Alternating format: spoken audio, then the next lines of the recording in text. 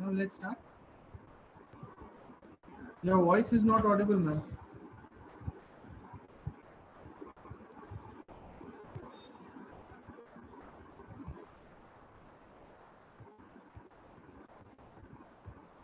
Yeah. Thank you, Dr. Nitin. I'm sorry I was a little late because I was in another government oversight meeting. So I'm going to talk about innate and adaptive immune system, which we first, I think, prepared in April last year, a year back. A very dry topic, but I'll try to make it interesting with all the graphics and everything that we have on the screen.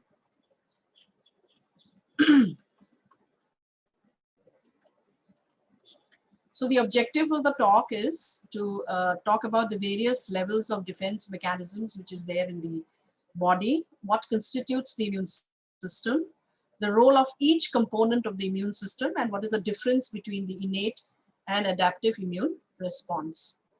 So there are three levels of defense, as you can see. One is the physical and the chemical barriers. The second is the innate immunity, and the third is the adaptive immunity. So the physical barriers and the chemical barriers, they constitute the first line of defense in the body. This largest organ in the body, that is the skin, is nearly impenetrable, and it is resistant to most toxins, enzymatic reactions of the bacteria. Similarly, inside we have the mucous membranes, which lines the GI tract and the respiratory tract. And the mucus itself will help to, because it's sticky, it helps to trap the bacteria and prevent its entry into the body. The chemical barriers are the sweat and the oil glands, which are important because they slow or prevent the proliferation of the organism. The saliva and the tears have lysozymes, which kills the bacteria. The stomach has hydrochloric acid, which kills again bacteria by very low pH. And the urine, because of its acidic environment, slows the bacterial growth, and a frequent voiding washes out the bacteria, which is a natural defense mechanism. So if the first line barriers are crossed, then the immune system is activated. So what is it? Actually, it is a collection of cells and proteins which protect the skin, the respiratory passages, intestinal tract, and other areas. Protection of these areas are provided also against any foreign antigen like microbes, viruses, cancer cells, and toxins.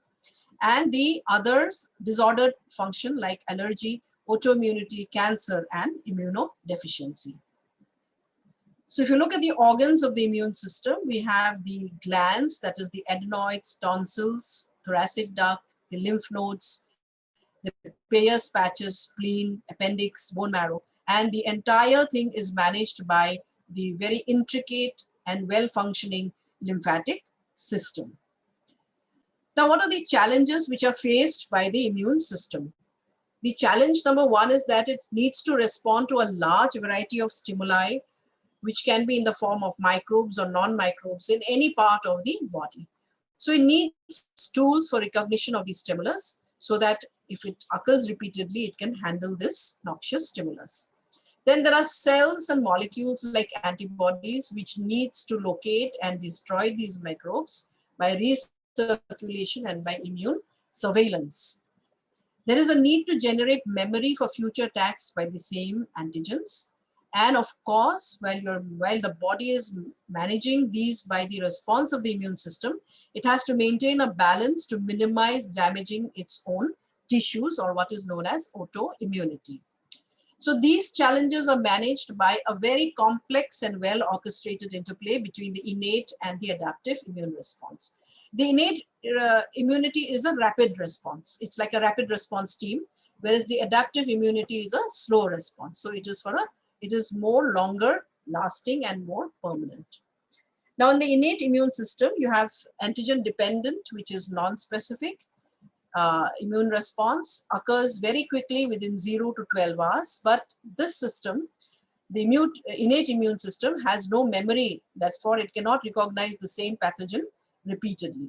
So there are many cells which are involved in the innate immunity, and I will discuss each of these one by one.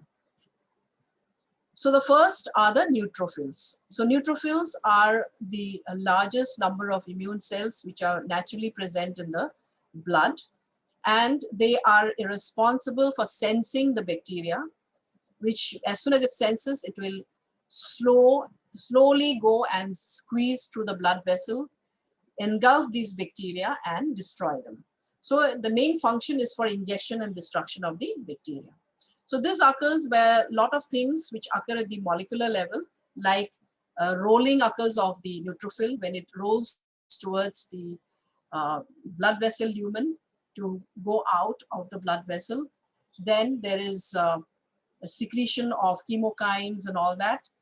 Plus there is tight binding to the bacterial cell wall. And finally, there is diapedesis and migration. So this is very, very interesting kind of a movement which the neutrophil occurs and constitutes the phenomenon of neutrophil migration. So one important thing which is to be understood here, that in this case, we are most of the time clinically we avoid using steroids in infection, and the main reason is that the steroids prevent neutrophil migration. So how does it do it? There are some papers which have given you very nice description about it. You have to understand that the neutrophils originate in the pluripotent stem cell in the bone marrow, undergoes differentiation, and then finally is liberated as a mature neutrophil and released in the blood. So there are three separate pools in the body which are maintained. One is the bone marrow, second is the blood vessel, and the third is in the tissue. So neutrophils are available in all these three areas. Now, as soon as they are released from the bone marrow and they come into the blood vessel, it has two areas where it is present. One is in the circulating blood vessel. It circulates, and if you see the electron microscopically, you will see that the RBCs are there in the center, whereas the neutrophils, the blue ones, are there on the periphery of the vessel. That means near the vessel wall. And the second is in the narrow capillaries, which is the marginating pool. And this pool is mostly seen, especially in the alveoli of the lungs, and is important for local killing of bacteria when they reach the alveoli. Now, once the neutrophils are there in the blood, they are short-lived, they're adaptable and highly mobile. And in the absence of inflammatory signals, they die within the next 8 to 12 hours after, so when they are released into the circulation. But once there is a inflammatory signal, which could either be in the form of a bacteria or a virus, the lifespan of this neutrophil is prolonged to about 1 to 2 days. And this timing allows the neutrophil to extravasate and migrate to the inflamed tissues. Now, the glucocorticoids are actually important because they control the neutrophil maturation in the bone marrow and release into the circulation. And clinical implication of this is that if you give excessive glucocorticoids in stress, then it leads to more release of neutrophils into the peripheral blood, and which is detected as neutrophilia in a CBC. So in any kind of stress, or if your patient is on steroids, you will get neutrophilia when you look at the CBC. Now, all this also helps to what helps to counteract this effect is by tightly regulating the neutrophil accumulation in the tissues. Now, what about the endothelial cells? There are a lot of things which happen with the neutrophil in the endothelial cell. So the neutrophils attach to the endothelial cell by use of some adhesion molecules like L-selectin, then P-selectin glycoprotein ligand, lymphocyte function-associated antigen, and the PICAMs. And these adhere on the specific receptors on the endothelial cells during inflammation, and they help in the system of rolling as well as the diapedesis. And there are the TLRs, which stimulate NADPH release, which lead to the release of the reactive oxygen species. So neutrophils are also known to use the interleukin 8 to approach invading microbes and leading on to the oxidative burst. So just tells you that there are various ways by which a neutrophil will cause killing of a foreign bacteria or a virus in the body. Now, glucocorticoids, if you use in excess, it will prevent neutrophil migration because it sheds off all the L-selectin, and therefore it prevents the neutrophil from attaching and migration into the affected tissue. There are also other ways which it uses, that is by the activation of the glucocorticoid-induced leucine zipper, and this inhibits the NADPH-dependent reactive oxygen species production and also suppresses the mRNA production. So in summary, exogenous glucocorticoids affect various aspects of neutrophil function, such as rolling, adhesion, transmigration, apoptosis, and the release of the reactive oxygen species. Next group of cell are the basophils, which actually release histamine, and therefore they're responsible for the inflammation and are very, very important when the allergic reactions. Eosinophils are known as the main effector cells of the immune system. It destroys the antibody-coated viruses and invaders, and it also responds to a multitude of cytokines, chemokines, and lipid mediators, and hence release the inflammatory mediators. Another very important cell in the innate immunity is the dendritic cell, which is the most potent type of antigen-presenting cell. It originates in the bone marrow and then is propagated into the blood. Initially, it is there as an immature cell, and then it becomes a mature dendritic cells.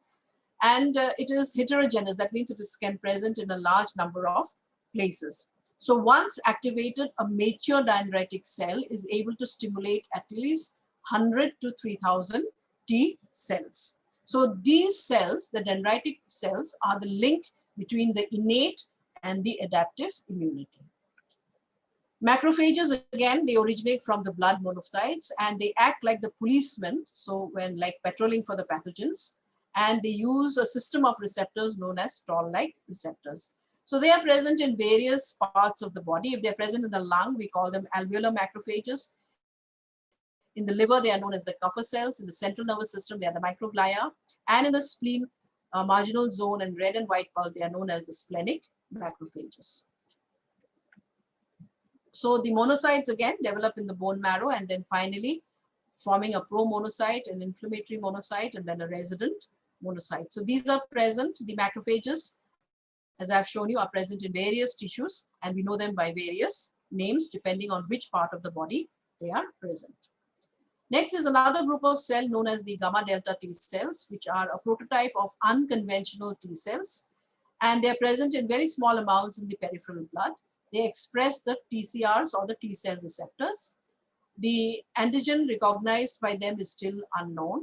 So once they recognize the antigens, then they will have a series of reaction and are transformed, and they have role in production of cytokines, chemokines, and in cytotoxicity. So as you can see in this chart, a lot of things which happens after the gamma delta T cells are stimulated. Next come the special group of cells, the lymphocytes, which are the natural killer cells. They are best known for killing virus-infected cells and also in detecting and controlling the early signs of cancer. And they secrete interferons and tumor necrosis factor alpha, which act on the macrophages and dendritic cells to enhance the immune response. The third line of defense is the adaptive immune system. And this is a slow response which occurs over 1 to 3 days. They are highly specific, and they're induced by T cells. And most important is that the memory in this system, the memory is present. So once it gets infected and activated, it can recognize the same pathogen repeatedly. So what are the cells involved in the adaptive immunity? So two broad classes, we have the antibodies response and the cell-mediated response, and these are carried out by the B and the T cells. So B cells, we all know, arise from the bone marrow, then they mature and go to the spleen and the lymph nodes, and they express the antigen binding receptor on the cell membrane and recognize the free antigen and do not need the antigen presenting cells. So principal function of this B cell is to produce antibodies against a foreign antigen. So antigen stimulation causes the B cell proliferation, and it leads, because of the effect of cytokines, there is activation of the B cells. They then divide into a B cell which is converted into a memory cell and a plasma cell. So the plasma cells will produce the antibodies like the IgA, IgD, IgE and all. And the memory cells are the one which will have the will be long-lived, and they continue to express antigen binding receptors. So if the second time you get infected by the same organism, these are the memory cells will make a quick response in tackling that infection. Now T cells, again, they come from the bone marrow and they mature in the thymus. And these are the cells which cannot recognize the antigens directly. So they have a T cell receptor which is there on their surface. And they require the help of antigen presenting cells like the dendritic cells, the macrophages, B cells, and fibroblasts, so that the T cell can, with the use of the antigen presenting cell, they can recognize the antigen. So how are they affected?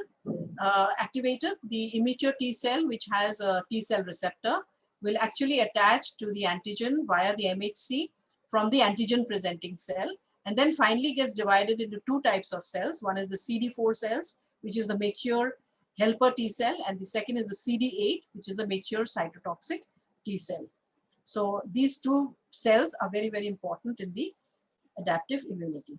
The cytotoxic T cells, they, by a process of maturation and activation, will finally release some enzymes like perforin, granzymes, and granulysin. So perforin is important especially for making holes in the cells of the in the effector cells or the bacterial cells. And this is a very important component when we talk about hemophagocytic lymphohistiocytosis. The granzymes, they are the proteins that lyse the target cells, and the granulysins are peptides that induces apoptosis of the target cells. And few of these cytotoxic T cells are retained as memory cells. The T helper cell, they do not have the direct cytotoxic or phagocytic activity. However, they have important role in mediating the immune response, and they are activated by the class 2 MHC molecules. So once activated, they can differentiate into three varieties of cell. One is the Th1 cells, which is by the bacteria. Then second, by the helminths and the allergens, they can produce the Th2 cells. And if it is the bacteria and fungi, then it will be stimulation for production of the Th17 cells. So the cytokines which are produced for each of these are the interleukin 12 and interferon for Th1, interleukin 4 for Th2, then the TGF beta, and the IL-6 for the Th17. So how does each of these cells act? The Th1 activates the bacterial activities of the macrophage. So it will activate the macrophage, and the macrophage will ultimately engulf the cells. And it also activates other cytokines which help in production of, or they help in inducing the B cells to make the neutralizing antibodies. The Th2 cell function is mostly used for allergic response, and therefore when they are stimulated by the various interleukins, they can produce the IgE and also have an effect on the other cells, that is the basophils, eosinophils, and the mast cells, which are actually the effector cells of allergy. The T regulatory cells, they limit and suppress the immune system. And this is very important because they are the cells, the healthy regulatory cells are the ones which will control the excessive immune response or an aberrant immune response to the self-antigen and prevent the development of autoimmune phenomena. So how do they work? They originate from the thymus, and they have an adaptive function. That means they can also come from circulation by differentiation of the circulating naive T cells.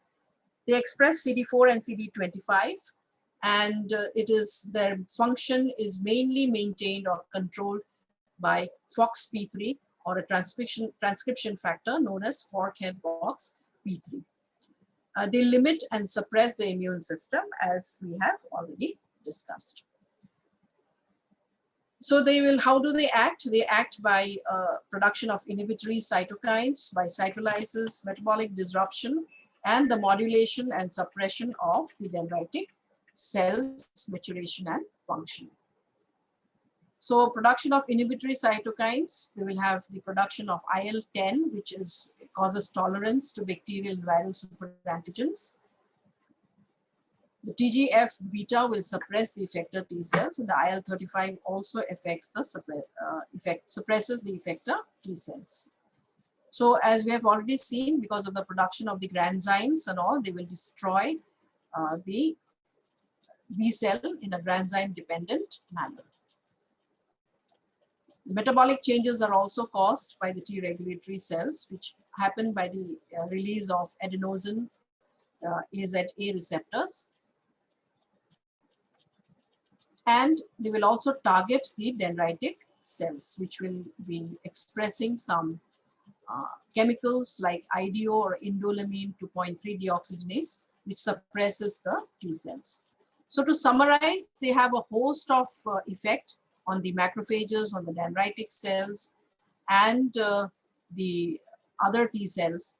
So they prevent autoimmune infection and the autoimmune response. They are anti-infective, anti-allergic, and anti-tumor.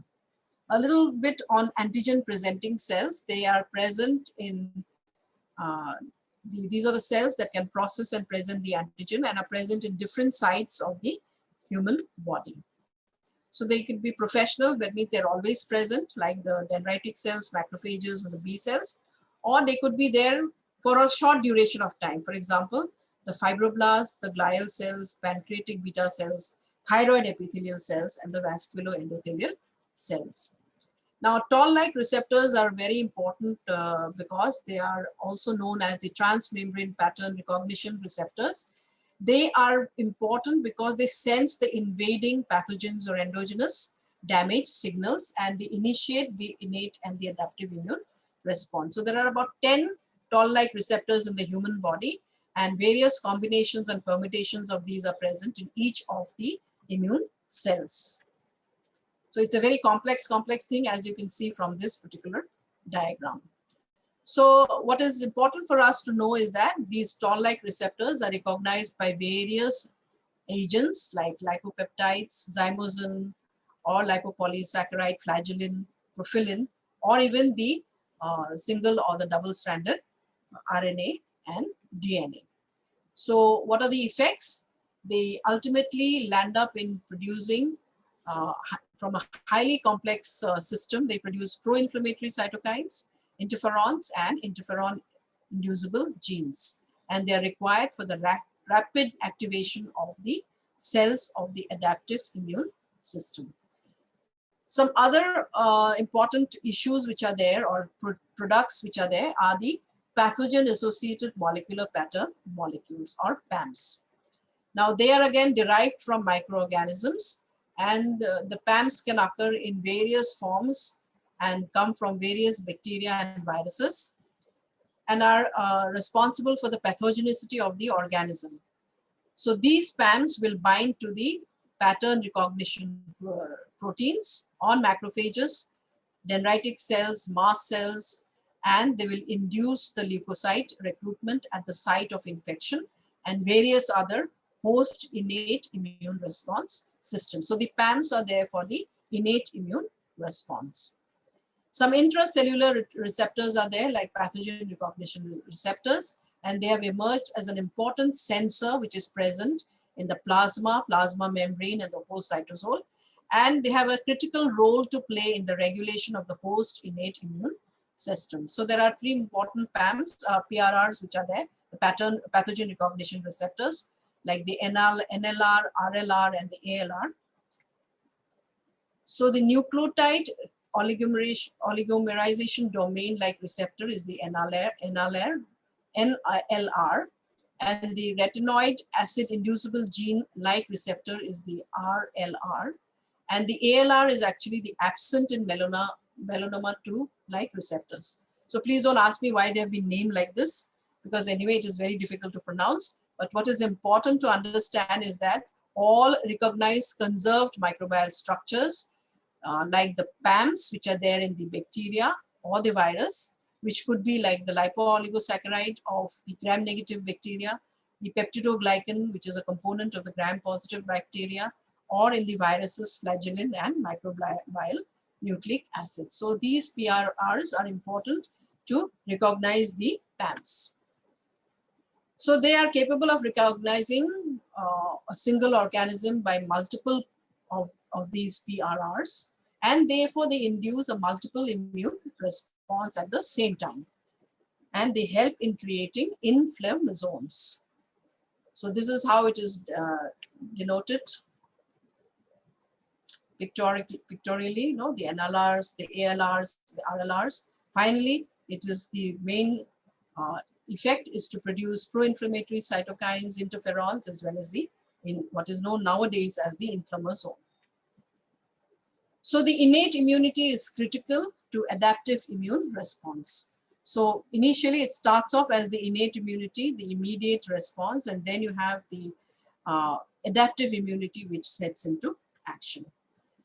Now we have some things which we have read right from our MBBS times, that is the antigen antibody reactions. So there are five kinds of antibodies which are produced. The IgM is responsible for early response, and it opsonizes the antigen and causes complement fixation.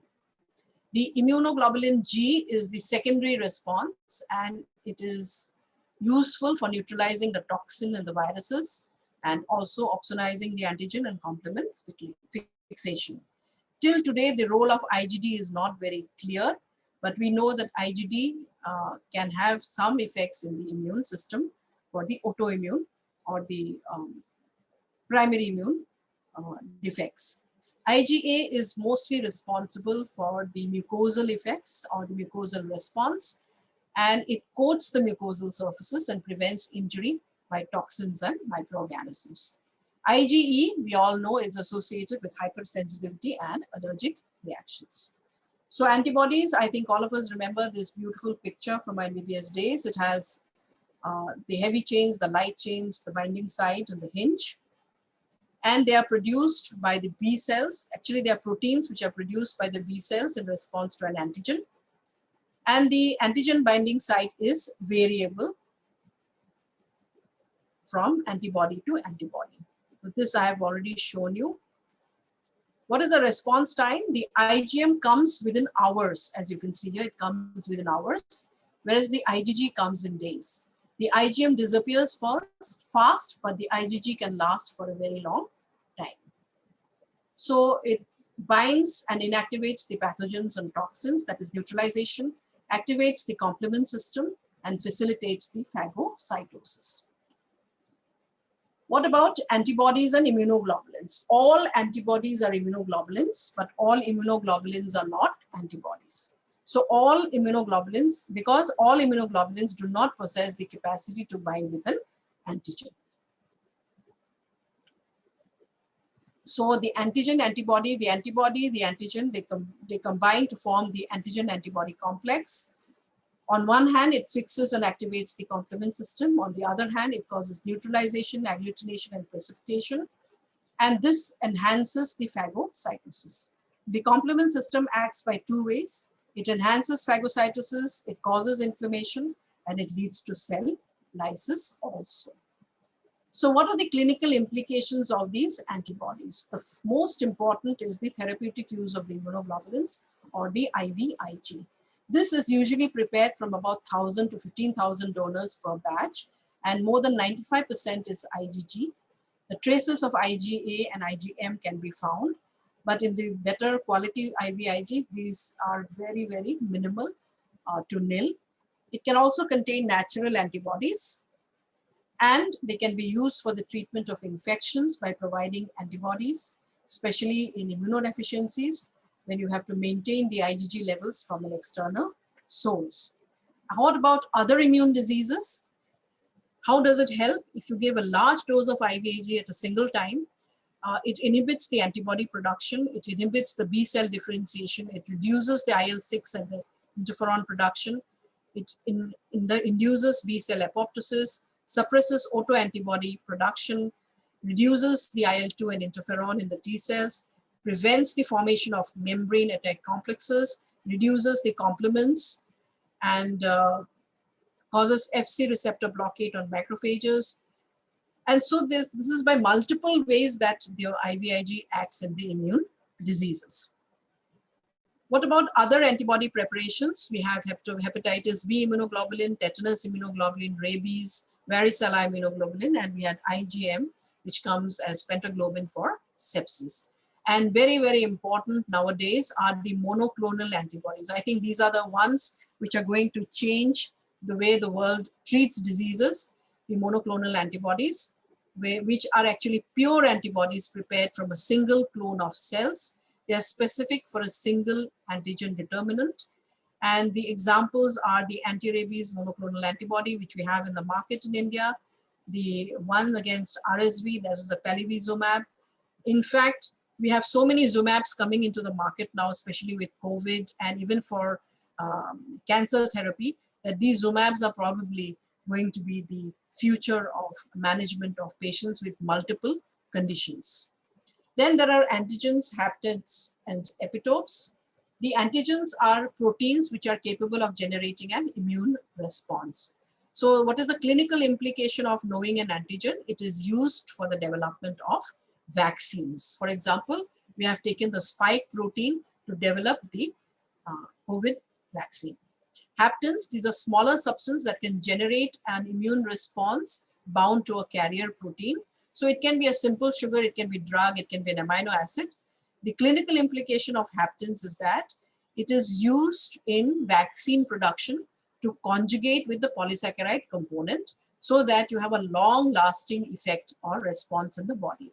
So the examples are the various, conjugate vaccines that we have in the market and which we use every day. Epitopes are very small sites on the antigen to which the specific antibody binds. So what is the difference between an immunogen and an antigen? The antigen is a substance specifically bound to antibodies, whereas the antigen is capable of inducing an immune response. The antigen can be immunogenic or non-immunogenic, but the immunogen is always immunogenic. So they are produced from normally appearing proteins and large polysaccharides, and the haptens can become immunogenic when they are binding to larger carrier molecules. So what is the difference between the B and the T cell antigen recognition? This just shows you that in some of the functions, like in the B cells, the MHC molecules are not required. The major histocompatibility molecules are not required. Whereas the T cells, they will require the MHC to display the processed antigen. And the binding of soluble antigens can occur with the B cells, but doesn't occur with the T cells. So this is just to tell you that there are certain differences between the B and the T cell antigen. So the MHC, or the major histocompatibility complex, or human leukocyte antigen, has been there around for quite some time, and it is a group of genes that code for proteins found on the cell surface and help to recognize foreign antigens. They are essential for the adaptive immunity. We have two classes, the class 1 and class 2, and they share the task of presenting peptides on cell surface to be recognized by the T cells. So they have the CD8 cells as well as the CD helper cells, which will be functioning with the help of the MHC. So this is how it occurs. Now coming to cell-mediated immunity, these are antibodies which contain the bacterial and viral proliferation in the acute phase, which occurs in the innate immunity. But when you go to the innate as well as a part of the adaptive immunity, but when you want long-term elimination and clearance, this is only done by the cell-mediated immune response via the cytotoxic T cells, the macrophages, and the natural killer cells. Then there is a complement system, another very important part of the immune system, which has more than 30 proteins circulating in the blood and tissues. And they get activated usually in a sequential manner in a cascade and are involved in opsonization and killing of bacteria. And they can participate both in the innate and adaptive immunity. So they're activated by the antigen-antibody complex, as I've already shown you before. And three pathways are involved: the classical, the MB lectin pathway, the Mannan Binding Lectin pathway, and the alternate pathway. So classical pathway uses the pathogens of antigen-antibody complexes on the surfaces of the organisms and activates the C1q, C1rm, and the C1s. It binds to the Fc factor of the immunoglobulins, and then they will have a cascade of reactions by which they will stimulate the other complements, and they function as opsonins and membrane attack complexes. The Mannan Binding Lectin pathway, on the other hand, is immunoglobulin independent, and the focus is on the use of the pathogen-associated molecular patterns, or the PAMs, and they activate the C4 and C2, and then they use the C3 convertase and produce the C3A, 5A, and C3B. So all of these will have different functions like opsonization and removal of immune complexes.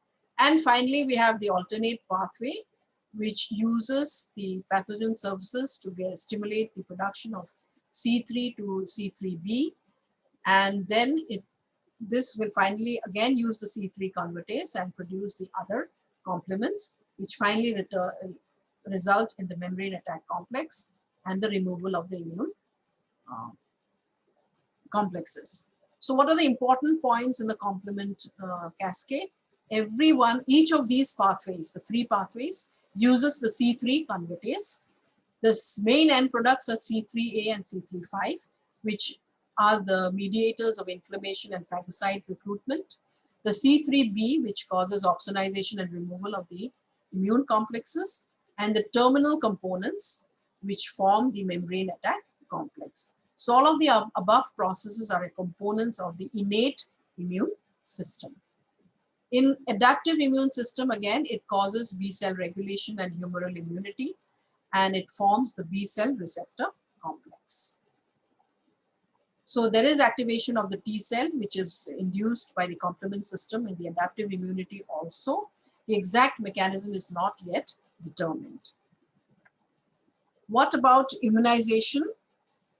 If we talk of innate and adaptive immunity, I think immunization is an important area. There are two ways to immunize people. One is by the passive way, that is transfer of the ready-made antibodies, which occurs naturally from the mother to the fetus, or you can use antitoxins, or you can use IVIG. Whereas the active one are the ones where we induce the immune response of the body by injecting attenuated live microbe or a killed microbe or its component. Next is autoimmunity, where there is a loss of the normal immune homeostasis. So because of the imbalance, there is presence of self-reactive T cells, which produces the self-reactive T cells will induce antibodies or responses, immune complexes against the body's own tissue, that is autoimmunity and inflammation, and therefore causes destruction of the tissues. So to summarize the immune system, we have the innate immunity and the adaptive immunity. In the innate immunity, some things which are always there are the barriers, which we talked about in the first few minutes, and the complement system. Whereas in the immediate response, in the innate immunity, the first is the neutrophils, and the second is the antigen presenting cells, that is the macrophages, the natural killer cells. And in the delayed response, we have the adaptive immunity, which is again bridged by the dendritic cells from the innate to the adaptive immunity. And this delayed response occurs from the lymphocytes, which produces two types. One is the B cell producing the antibody. The second is the T cell, which produces the cytotoxic and the helper T cells. So this, I think, is just to summarize what is the immune system, and there are so many nuances in each of this, very difficult to remember, but I have tried to make it hopefully as simple as possible. Now, there were some questions when I first presented this presentation, so about some response time. So response time of the innate immunity is immediate, whereas for the adaptive response, it may take 2 to about 7 days to set in.